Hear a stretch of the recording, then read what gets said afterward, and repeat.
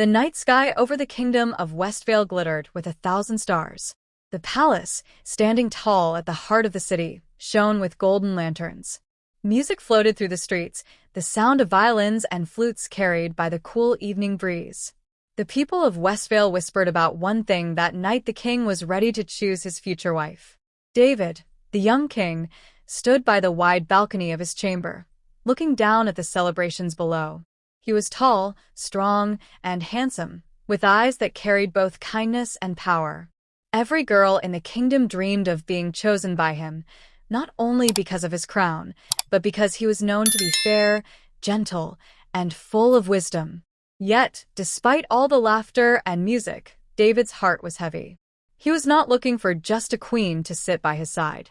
He was looking for a woman who would understand his soul, someone who could stand with him through the storms of ruling a kingdom. The court had sent invitations to noble families, dukes, and lords across the land. Their daughters were arriving, dressed in fine silks and sparkling jewels, hoping to catch the king's eye. But deep inside, David wondered if true love could be found in all that show and pride. The night was warm, and torches lit up the palace garden. The Council of Elders had planned a great feast where all the young ladies would be introduced. The nobles called it the Night of Roses, because every lady would be given a rose as she entered, a symbol of beauty, purity, and hope. The king would walk among them, speak to them, and slowly decide who among them could one day become his queen. But David did not want to rush. He remembered the words of his late father, King Alaric, who once told him, "A true queen is not found in crowns or jewels, but in her heart." Look not only with your eyes, David, but with your spirit. As the bells rang to announce the beginning of the feast, David left his balcony and stepped into the grand hall. The hall was magnificent, its ceiling painted with scenes of battles, victories, and blessings from heaven. Golden chandeliers sparkled above, while long tables were filled with food and wine. The nobles stood in clusters, their fine clothes glowing under the candlelight. One by one, the young ladies entered. Each bowed gracefully before the king, her gowns shimmering like the colors of dawn. Some tried to impress him with sweet words, others with clever jokes, and some with timid silence. David smiled politely at each, but his heart searched for something more than charm. Among the crowd, his eyes caught sight of a girl who seemed different. She wore a pale blue gown, simple compared to the glittering dresses around her. Her hair was golden and braided neatly, and her eyes were calm, like a quiet lake under the moon. She did not push her way forward like the others, nor did she try to draw attention. She stood near the back, holding her rose gently, as if she was not there to compete, but only to watch. David wondered who she was. The chief advisor, Lord Whitmore, leaned close and whispered, "Your Majesty, that is Lady Eleanor, daughter of Duke Harrington from the Northern Hills. Her family is wealthy, but she is known for her quiet nature. Some even call her shy." David nodded slowly. Shy, yes, but he saw something else. She had a strength hidden in her silence. He made a note to speak with her later. The evening moved on with laughter and music. Ladies danced, nobles boasted of their families, and the counselors whispered about alliances and power. David moved among them, smiling, asking questions, listening carefully. Some of the girls were proud, speaking of how their families could bring more land or soldiers to the crown. Others spoke of beauty and fashion. A few tried too hard to flatter him, their words empty, like dry leaves. But none of them touched his heart. Later, when the dancing ended, David stepped outside to the palace garden for fresh air. The night smelled of roses and jasmine. He walked alone among the marble statues, his thoughts heavy. Could it be that in all this, he would not find the one he was searching for? Then he heard a soft voice. Turning the corner, he saw Eleanor sitting by the fountain, her rose resting on her lap.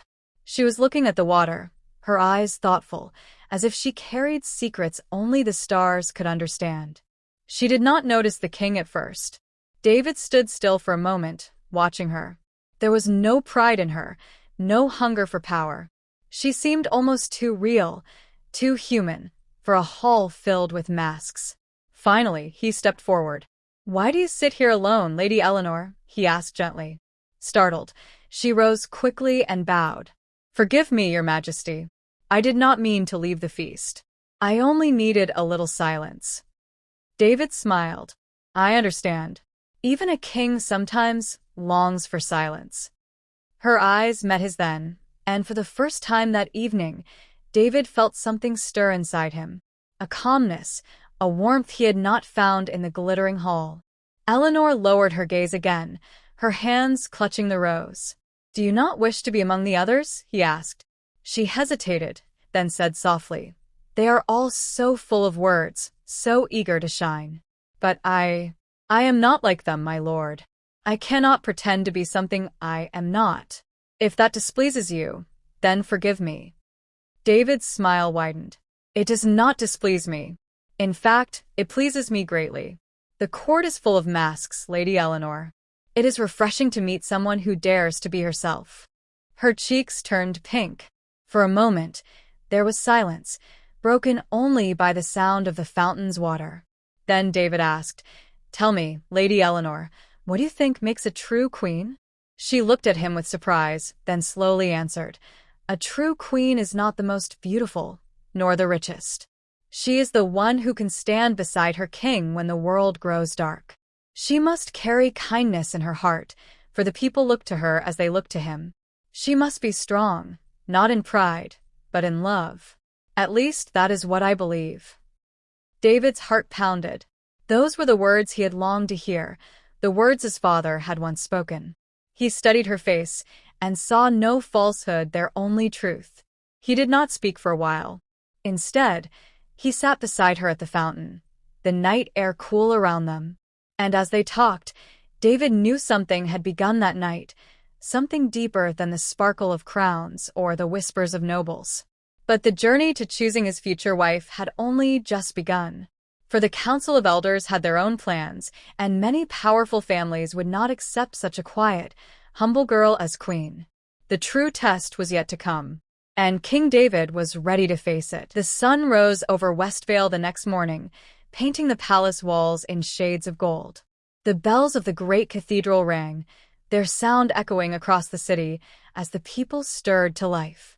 In the marketplace, merchants opened their stalls, and children ran laughing through the cobbled streets. The kingdom was alive, full of hope, for they knew their king was soon to choose his bride. But inside the palace walls, not all hearts were calm. The Council of Elders had gathered early in the king's chamber.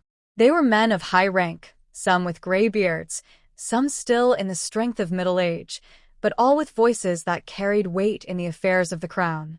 They bowed low when David entered, but their faces showed seriousness. "Your Majesty," Lord Whitmore began, "last night was a fine beginning. The families of Westvale are honored to present their daughters to you. But we must remind you that this choice is not only of the heart. It is also of the kingdom. A queen must not only be your partner, but a bond between houses, a shield of peace, and a bridge to greater power." David sat down on the carved oak chair at the head of the table. His face was calm, though inside he felt the heaviness of their words. "I understand," he said simply. Lord Whitmore continued, "The Harrington girl Lady Eleanor was seen speaking with you in the garden." David's brow lifted slightly. "Is that a crime, my lord?"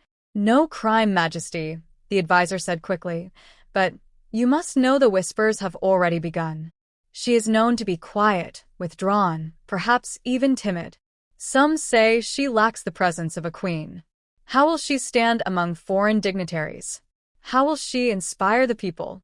Surely you must look to stronger candidates. Lady Margaret of Norwin, for example, whose family commands 3 legions of soldiers. Or Lady Beatrice of Highmore, whose dowry would double the treasury." Other counselors nodded, murmuring in agreement. David listened, but his thoughts went back to the fountain, to Eleanor's soft yet strong words. A true queen must carry kindness in her heart. Finally he spoke. "My lords, you speak of armies and dowries. But do you not remember the words of my father? A queen is not chosen by wealth, nor by pride, but by the strength of her spirit. I will not be ruled by whispers." The room fell silent for a moment. Lord Whitmore's lips tightened, but he bowed his head. As you say, Majesty. But we urge you to consider carefully. The feast will continue for 3 more nights, and each lady will have her chance to show her worth. David dismissed them with a wave of his hand. The council withdrew, leaving him alone in the chamber. He walked to the window and looked out at the kingdom. He loved his people, his land, his duty. But he also knew he could not give his heart lightly. Later that day, the palace was filled again with laughter and music. The second gathering was called the Dance of Lanterns. Colored lanterns hung from every archway and tree in the garden, glowing softly as the sun sank. The young ladies came dressed in new gowns, brighter and more dazzling than the night before. They were eager, for each moment with the king was a chance to secure his heart. David entered the garden dressed in a royal blue tunic, his crown set lightly on his head. The people cheered as he passed, but his eyes searched the crowd quietly. He found Eleanor standing again at the edge, her gown pale green this time, her hair loose upon her shoulders. She was not trying to shine brighter than the others. She was simply there, calm as ever. The music began, and the dances started. Lady Margaret of Norwin approached him first, bold and confident. She danced gracefully, speaking of her family's great military power. "With me as your queen, Majesty," she said with a smile, "you will never fear war, for my father's soldiers will march at your call." David bowed politely, but said nothing. Next came Lady Beatrice of Highmore, her gown heavy with jewels. She twirled proudly, laughing, and spoke of her family's wealth. "Imagine the glory, Majesty," she said. "Together, we will build golden palaces, roads of marble, fountains in every city. The people will sing of your reign for centuries." Again, David smiled kindly but gave no answer. One after another, the ladies danced, each offering promises of power, beauty, or fame. But David's heart remained untouched. Finally, he saw Eleanor standing near the fountain again, her rose still in hand. He walked toward her, and the crowd parted, their whispers rising. Some frowned, others smirked. But David did not care. "Will you dance with me, Lady Eleanor?" he asked. She looked startled, her eyes widening, but she bowed slightly. "If it pleases you, my lord." He took her hand, and together they moved to the music. At first, she was nervous, her steps uncertain, but David's steady gaze calmed her. Slowly, she relaxed, and they moved as one, their steps light and unforced. The whispers around them grew louder. Some were surprised, some jealous, some angry, but David ignored them all. As they danced, he asked her softly, "Tell me, Eleanor, do you wish to be queen?" She hesitated before answering. "I wish only to be true to myself. If it is your will to choose me, I will serve with all my heart. But if not, I will still pray for your happiness.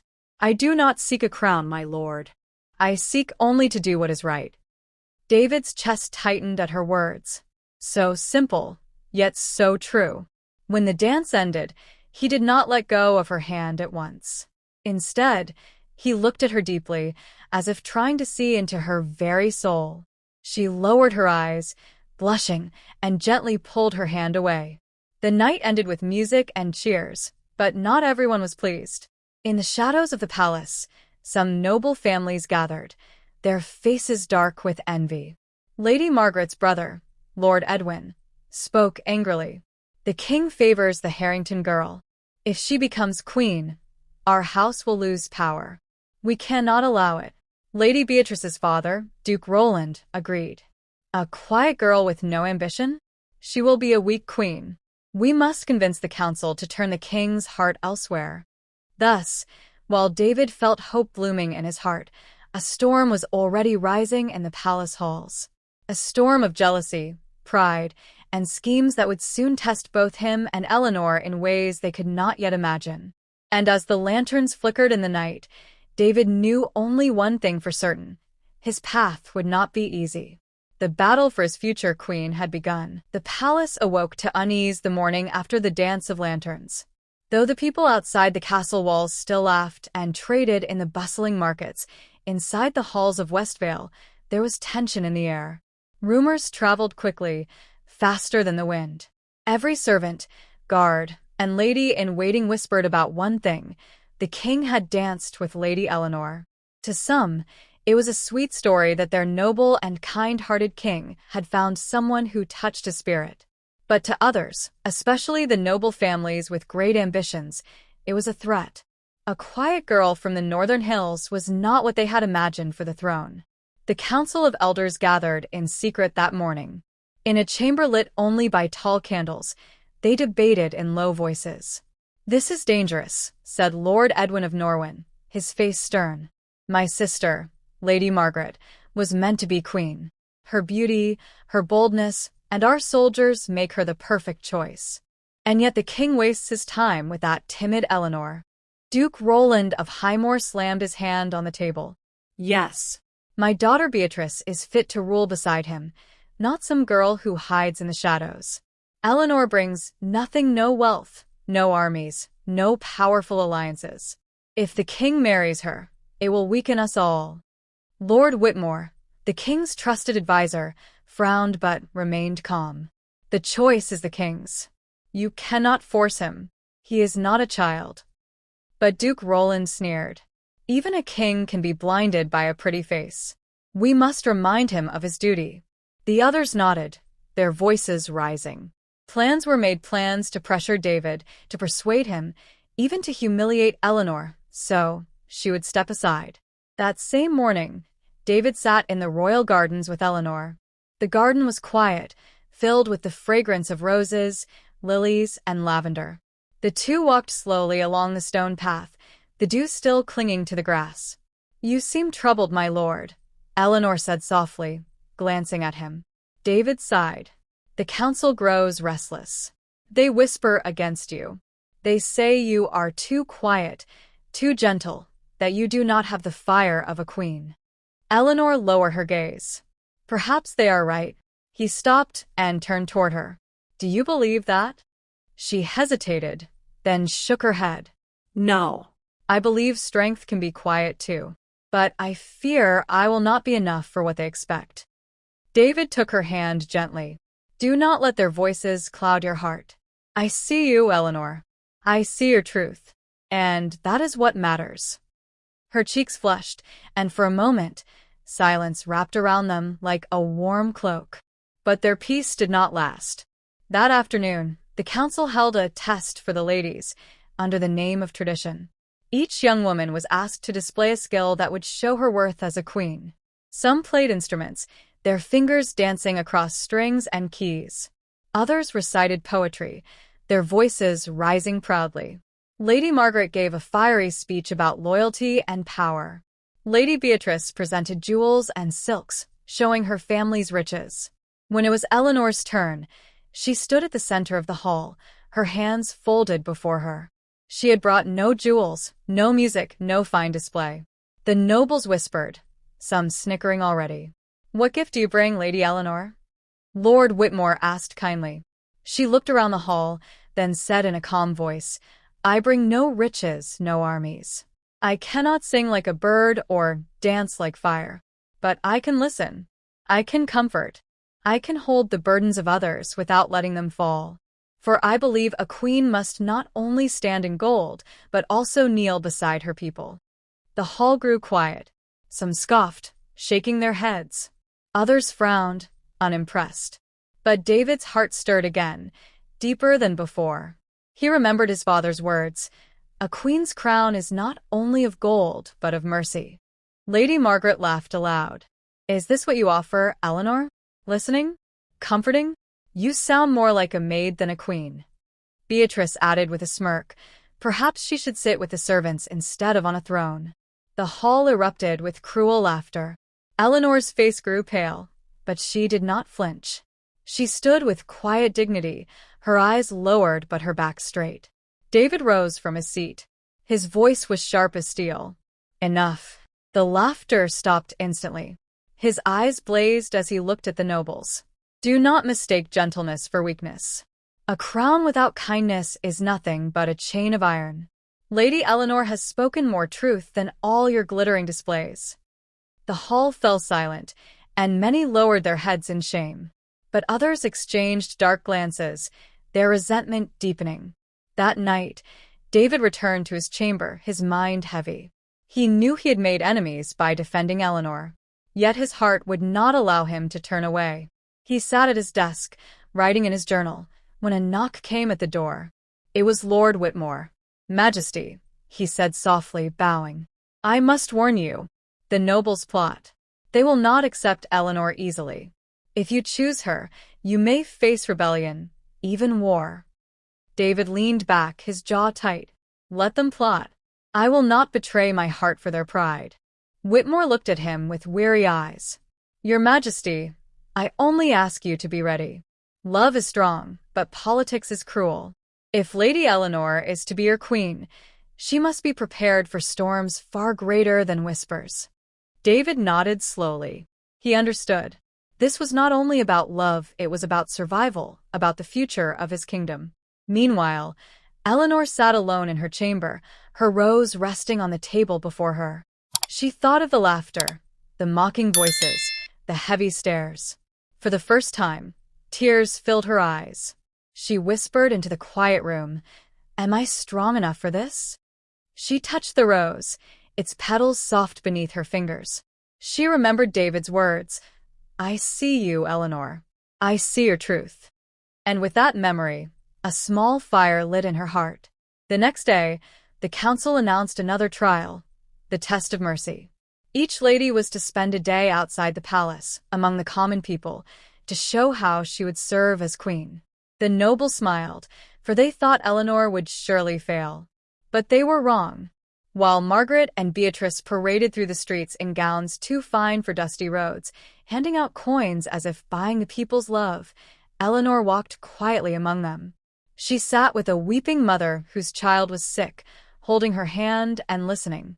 She helped an old man carry firewood to his hut. She played with children in the square, her laughter soft but genuine. The people of Westvale saw her not as a queen pretending to care, but as a woman who truly did. They blessed her, cheered her, and spoke of her kindness. When the ladies returned to the palace, the reports reached David. His heart swelled with pride. But the council was not pleased. Lord Edwin clenched his fists. "The people love her now. If we do not act, she will be queen, and our families will lose everything." The storm was rising faster than anyone had imagined. And in the middle of it all, David and Eleanor stood together, two hearts bound not by crowns or riches, but by truth. But truth has enemies. And soon, those enemies would strike. The winds of Westvale carried both music and murmurs that week. While the markets still rang with laughter and the taverns sang of the king's charm, inside the noble halls the whispers grew darker. The council of elders had failed to bend David's heart, and the nobles who longed for their daughters to be queen began to taste bitterness. The palace prepared for the third great feast, called the Banquet of Stars. It was the most important of all the gatherings.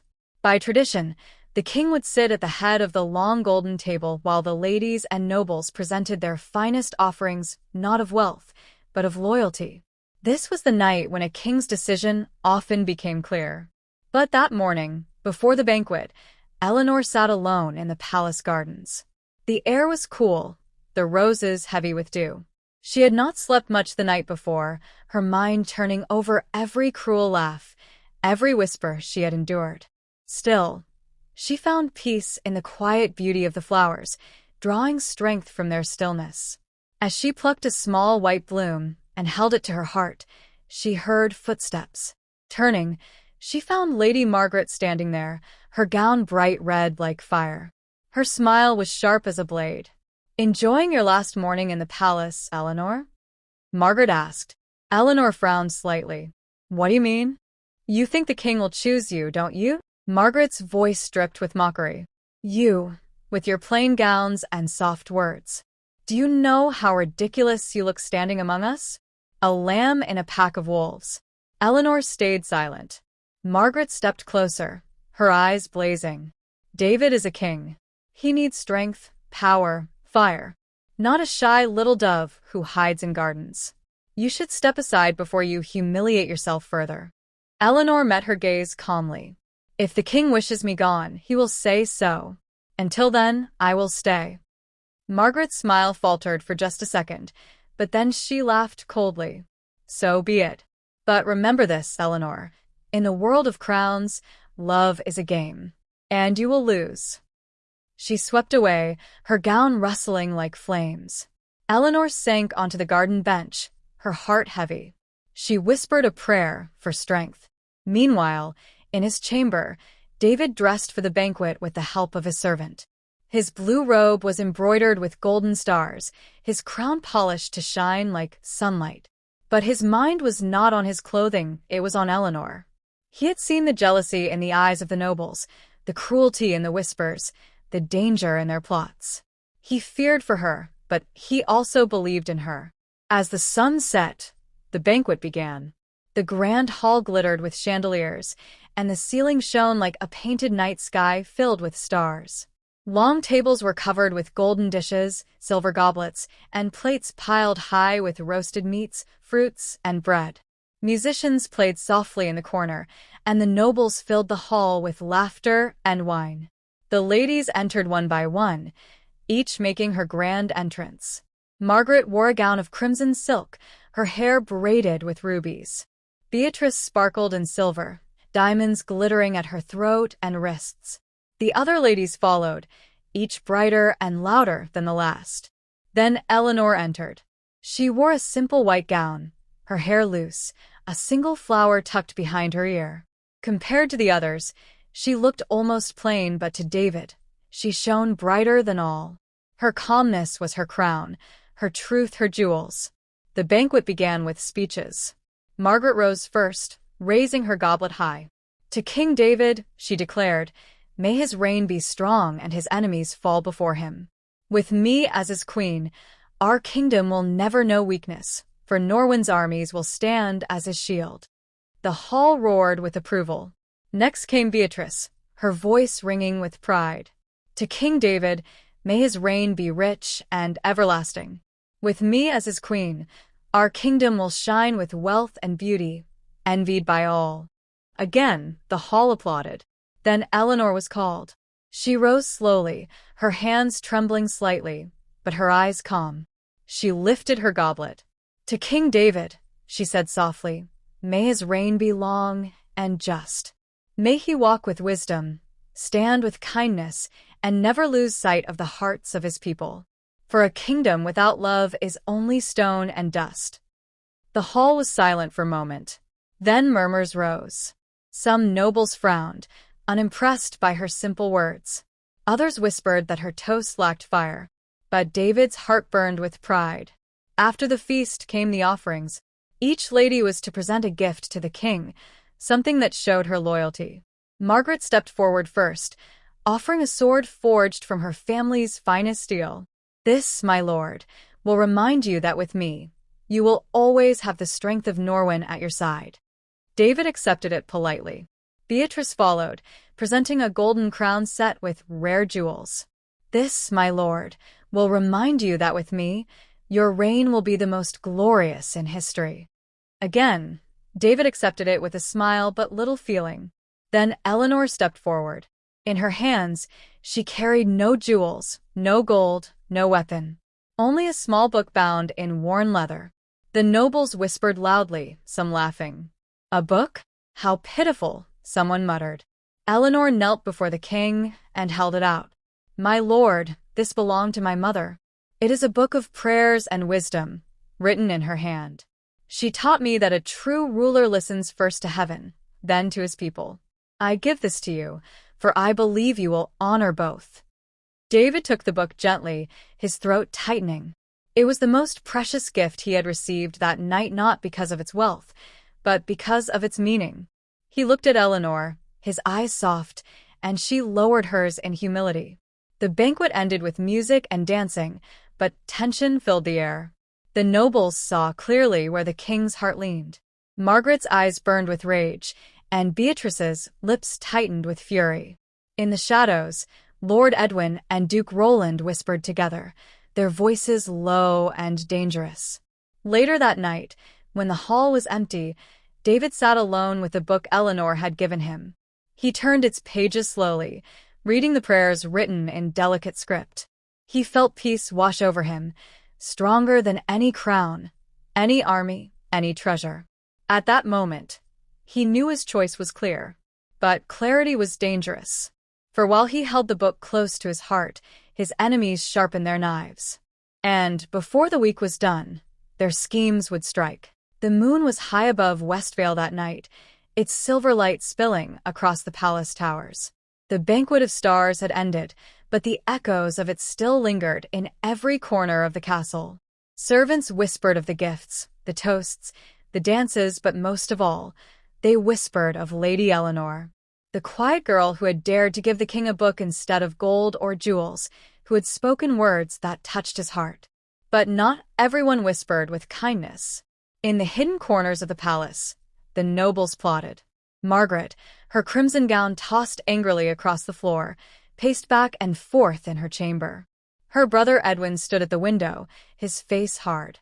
"The king favors her," Margaret hissed. "A shy little dove from the hills, over me, who has fire, power, armies at her call? He insults me, insults Norwin." Edwin's voice was cold. "Then we shall not allow it. If the king will not choose with wisdom, we will guide him with force. Eleanor must fall." Across the hall, Beatrice sat with her father, Duke Roland. Her jeweled crown glimmered in the candlelight, but her eyes were sharp with fury. "She makes me look foolish," Beatrice muttered. "All the wealth of Highmore cannot compete with a simple flower and a book. The people adore her. Even the servants bow more deeply when she passes." Duke Roland's face was dark as he answered, "Then it is time to remind the king that a crown is not chosen by love alone. We will break this girl before she reaches the throne." And so, that very night, a plan was born. The next day, the palace awoke to chaos. A rumor spread like wildfire. Lady Eleanor had been accused of theft. A noblewoman's golden necklace had gone missing, and a servant claimed to have seen Eleanor near the chambers where it was kept. The council gathered quickly, their faces grim. Eleanor was summoned before them. She stood in the grand hall, her white gown simple, her eyes calm though her heart raced. The nobles watched eagerly, some smirking, some whispering cruelly. Lord Whitmore, who had always shown her kindness, asked softly, "Lady Eleanor, you are accused of stealing a necklace from Lady Margaret's chamber. What say you?" Eleanor raised her head. "I did not take it. I would never steal." Margaret stepped forward, her face painted with false sorrow. "How sad, Eleanor. You seemed so gentle, so kind. But appearances can deceive. Perhaps you sought riches to hide your poor birth." The nobles gasped, their voices rising. Some shouted for her punishment, others demanded she be cast out of the palace. David, who had been silent, rose to his feet. His eyes blazed with fury. "Enough. Do you think I would believe such lies? Eleanor is no thief. I know her heart. She has more honor in her little finger than all of you, with your crowns and jewels." The hall fell silent. But Lord Edwin spoke boldly. "Majesty, forgive us, but you are blinded. The girl has no proof of innocence. If she is to be queen, should she not be spotless before the people?" David stepped down from his throne, walking to Eleanor's side. He took her hand and raised it high. "This is my proof. I know her. I trust her. And if you cannot trust her, then you cannot trust me." The hall erupted in shouts, some of anger, some of shock. Margaret's face turned pale with rage, Beatrice's lips tightened, and the nobles exchanged furious glances. But David did not care.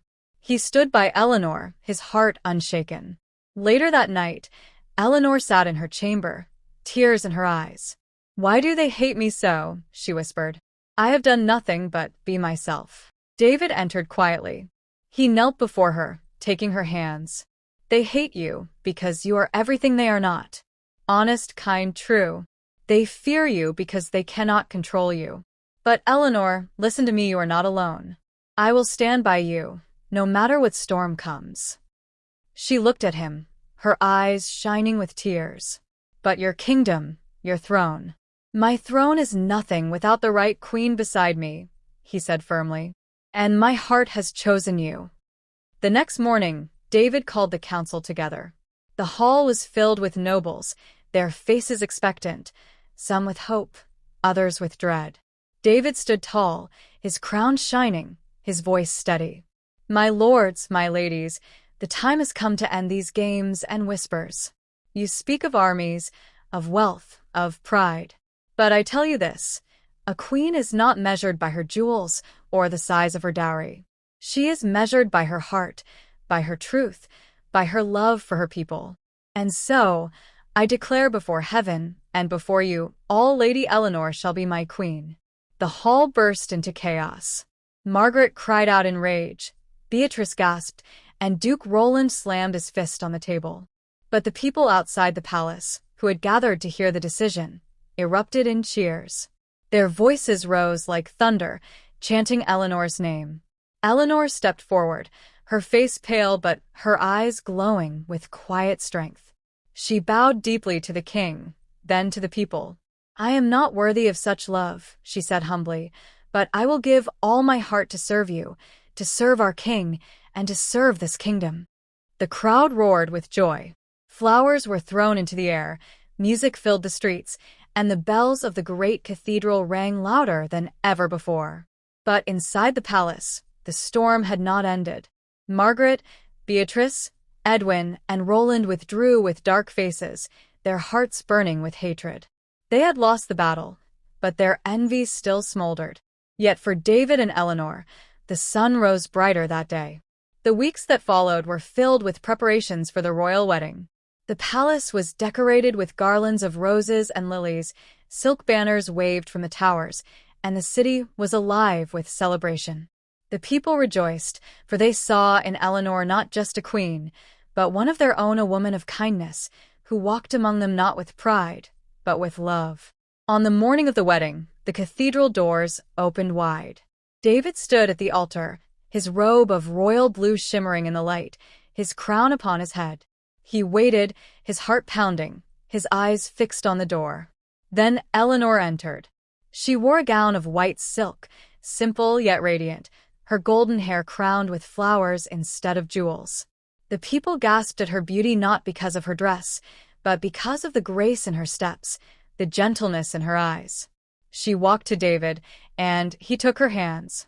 Before the people, before heaven, they spoke their vows. "I choose you, Eleanor," David said, his voice steady, "not for wealth, not for power, but for truth. You are my heart, my strength, my queen." "And I choose you, David," she whispered, tears in her eyes. "Not for your crown, but for your soul. I will stand by you in joy and in sorrow, in light and in storm." The priest raised his hands, blessing them. "What love has joined, let no man break." The people cheered, their voices rising like waves. The bells rang, the trumpet sounded, and David kissed his bride. From that day, Queen Eleanor sat beside King David on the throne of Westvale. And though the storms of envy still rumbled in the shadows, the bond between them was unshakable. For theirs was not a union of crowns or armies, it was a union of hearts. And the people of Westvale never forgot the queen, who came not in jewels or pride, but in truth and love.